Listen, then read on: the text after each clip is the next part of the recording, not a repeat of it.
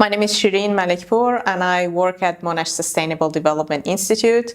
My research is on futures studies, long-term strategic planning processes in the context of sustainable development. Conventional planning likes the status quo. It doesn't like changes. Look at our infrastructure planning, for example. Say in water, energy, transport, we often tend to replicate or augment our existing infrastructure rather than to innovate and set up a whole new system. We want to build another dam, another highway. It's just easier like that.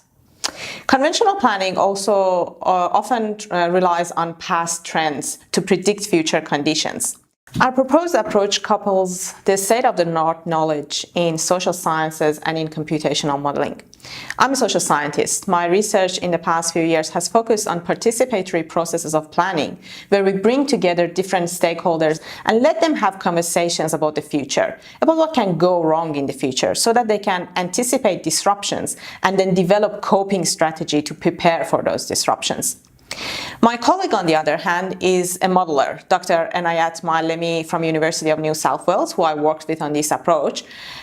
His work over the past few years has focused on basically the same type of issues, but from a modeling and simulation perspective. He uses an approach which is called exploratory modeling, which is basically about generating various future scenarios, thousands of them, and then test the performance of different policy options and actions under these various scenarios so that we can know what would be the implications of whatever action we take in the future. We really thought that there's a value in coupling these two approaches. So the participatory process and the modeling process could be coupled so that we have a setting where stakeholders could come together, have these kind of discussions around future issues, and then we have a computational model that is powerful, and we can run that to then generate results that can inform the discussions in those participatory forums. Imagine how useful it would be if we could use this approach in energy transitions.